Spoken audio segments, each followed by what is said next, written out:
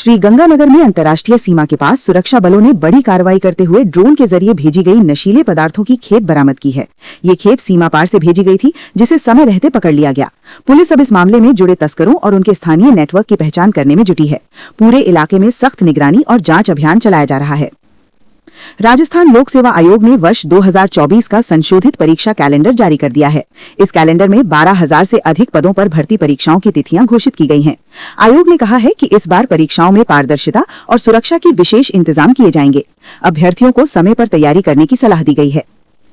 पाली जिला कोर्ट में काउंसलर के पदों पर भर्ती के लिए आवेदन आमंत्रित किए गए हैं। इच्छुक उम्मीदवार 27 मार्च तक ऑफलाइन माध्यम से आवेदन कर सकते हैं। ये पद पारिवारिक विवादों के समाधान और कानूनी सहायता प्रदान करने के लिए महत्वपूर्ण माने जा रहे हैं। योग्य अभ्यर्थियों के लिए ये एक अच्छा अवसर है। राज्य के 6 प्रमुख मेडिकल कॉलेजों में मरीजों के परिजनों के लिए विश्राम गृह बनाए जाएंगे।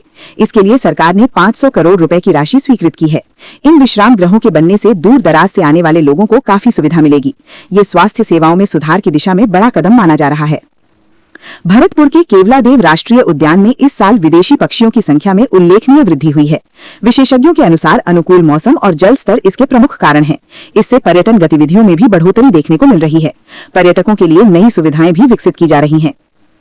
प्रदेश के 40 लाख से अधिक विद्यार्थियों को यूनिफॉर्म के लिए 250 करोड़ रुपए की राशि सीधे उनके बैंक खातों में भेजी जा रही है। सरकार ने अभिभावकों से बैंक खातों की केवाईसी पूरी कराने की अपील की है। इस योजना से गरीब और जरूरतमंद छात्रों को राहत मिलेगी। शिक्षा को बढ़ावा देने के लिए ये महत्वपूर्ण पहल है। कोटा में कोचिंग छात्रों के मानसिक स्वास्थ्य को ध्यान में रखते हुए प्रशासन ने नई गाइडलाइन जारी की है। अब हर रविवार को पूर्ण अवकाश रहेगा और उस दिन कोई टेस्ट नहीं होगा। साथ ही हॉस्टलों में सुरक्षा उपायों को भी अनिवार्य किया गया है। ये कदम छात्रों के तनाव को कम करने के लिए उठाया गया है। उदयपुर के मोहनलाल सुखाड़िया विश्वविद्यालय में स्टार्टअप संस्कृति को बढ़ावा देने के लिए नया प्रोग्राम शुरू किया गया है। इसके तहत छात्रों को उनके आइडिया को बिजनेस में बदलने का मौका मिलेगा। विशेषज्ञों की मदद से मेंटरशिप और फंडिंग की सुविधा भी दी जाएगी। ये युवाओं को आत्मनिर्भर बनाने की दिशा में पहल है। बीकानेर में पशुपालन विभाग ने खुरपका मुंहपका रोग के खिलाफ टीकाकरण अभियान शुरू किया है। टीमें गांव-गांव जाकर पशुओं का मुफ्त टीकाकरण कर रही हैं। किसानों से अपील की गई है कि वे इस अभियान में सहयोग करें। इससे पशुधन को बीमारी से बचाया जा सकेगा। मुख्यमंत्री युवा स्वरोजगार योजना के तहत युवाओं को 1 लाख रुपए तक का ब्याज मुक्त ऋण दिया जा रहा है। इस योजना के लिए आवेदन प्रक्रिया शुरू हो चुकी है। सरकार का उद्देश्य युवाओं को स्वरोजगार के लिए प्रेरित करना है। इससे रोजगार के नए अवसर भी पैदा होंगे। राजस्थान बोर्ड की 10वीं कक्षा के परिणाम जल्द जारी होने की संभावना है। मूल्यांकन कार्य लगभग पूरा हो चुका है और परिणाम पोर्टल पर अपलोड किए जा रहे हैं। छात्रों और अभिभावकों में उत्सुकता बनी हुई है। जल्द ही आधिकारिक घोषणा की जा सकती है। राजस्थान निवेश प्रोत्साहन योजना 2024 में सरकार ने संशोधन किए हैं। अब एमएसएमई सेक्टर को बिजली और पानी में सब्सिडी दी जाएगी।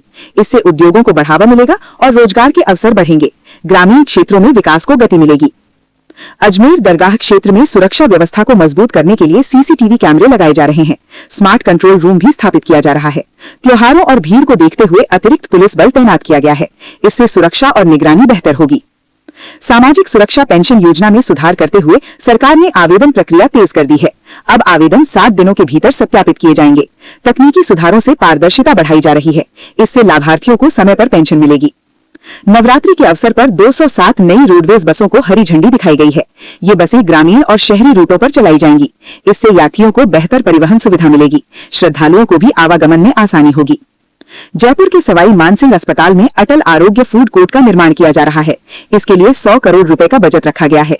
मरीजों और उनके परिजनों को सस्ता और शुद्ध भोजन उपलब्ध कराया जाएगा। इससे अस्पताल सेवाओं में सुधार होगा। बाड़मेर में मामूली विवाद के चलते एक ट्रक ड्राइवर की हत्या कर दी गई। पुलिस ने मामला दर्ज कर जांच शुरू कर दी है। आरोपियों की तलाश के लिए टीमें गठित की गई हैं। इलाके में सुरक्षा बढ़ा दी गई है। शिक्षा विभाग ने मेधावी छात्रों को लैपटॉप की जगह ई वाउचर देने का फैसला किया है। छात्र अपनी पसंद का डिजिटल उपकरण खरीद सकेंगे। इससे उन्हें अधिक स्वतंत्रता मिलेगी। डिजिटल शिक्षा को बढ़ावा मिलेगा। 9वीं कक्षा की छात्राओं को साइकिल के लिए सहायता राशि सीधे बैंक खातों में भेजी जाएगी। ये योजना बालिकाओं की शिक्षा को प्रोत्साहित करेगी। ग्रामीण क्षेत्रों में स्कूल तक पहुंच आसान होगी। सरकार का ये कदम सराहनीय माना जा रहा है। जोधपुर एम्स में फील्ड सपोर्ट स्टाफ भर्ती के लिए आज आवेदन की अंतिम तिथि है। इच्छुक उम्मीदवारों को समय पर आवेदन करने की सलाह दी गई है। ये भर्ती अनुबंध आधार पर की जा रही है। स्थानीय युवाओं को प्राथमिकता दी जाएगी। राजस्थान कर्मचारी चयन बोर्ड ने 1 लाख से अधिक पदों पर भर्ती का कैलेंडर जारी किया है। इसमें कई विभागों की भर्तियां शामिल हैं। युवाओं के लिए ये बड़ा अवसर है। रोजगार के नए रास्ते खुलेंगे। राज्य सरकार ने खराब हुई फसलों का गिरदावरी सर्वे कराने के निर्देश दिए हैं। इससे किसानों को मुआवजा मिल सकेगा। प्रशासन को तेजी से कार्य करने को कहा गया है। प्रभावित किसानों को राहत मिलेगी। बाड़मेर और जैसलमेर में ओलावृष्टि से फसलों को भारी नुकसान हुआ है। जीरा और इसबगोल की खेती प्रभावित हुई है। किसान चिंता में हैं। सरकार से मदद की उम्मीद की जा रही है। मौसम विभाग ने कई जिलों में तेज आंधी और बारिश का अलर्ट जारी किया है। लोगों को सतर्क रहने की सलाह दी गई है। तापमान में गिरावट दर्ज की गई है। मौसम में अचानक बदलाव देखा गया है। पश्चिमी विक्षोभ के कारण प्रदेश के कई हिस्सों में मौसम बदल गया है। बादल छाए हुए हैं और बारिश की संभावना है।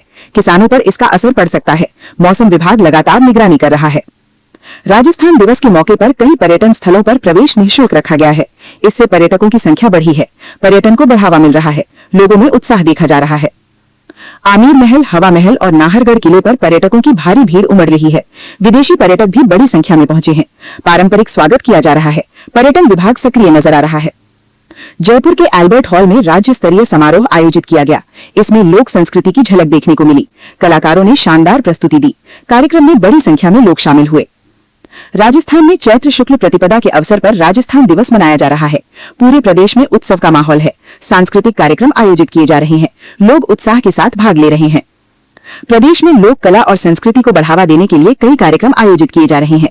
कलाकारों को मंच दिया जा रहा है। सरकार इस दिशा में प्रयास कर रही है। इससे परंपराओं को संजोया जा रहा है।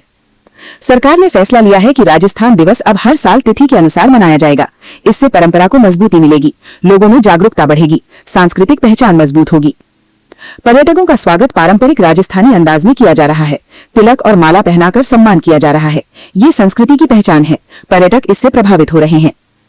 प्रदेश में पर्यटन को बढ़ावा देने के लिए नई योजनाएं लागू की जा रही हैं। सुविधाओं में सुधार किया जा रहा है। इससे रोजगार भी बढ़ेगा। सरकार इस दिशा में सक्रिय है।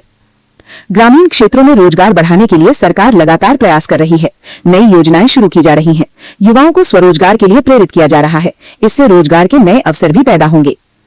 युवाओं के लिए नई भर्तियों और योजनाओं की घोषणाएं की जा रही हैं। रोजगार के अवसर बढ़ रहे हैं। सरकार युवाओं पर फोकस कर रही है। इससे भविष्य बेहतर होगा। सरकार द्वारा डिजिटल शिक्षा को बढ़ावा देने के लिए नए कदम उठाए जा रहे हैं। छात्रों को आधुनिक साधन दिए जा रहे हैं। शिक्षा प्रणाली में सुधार हो रहा है। ये समय की जरूरत है।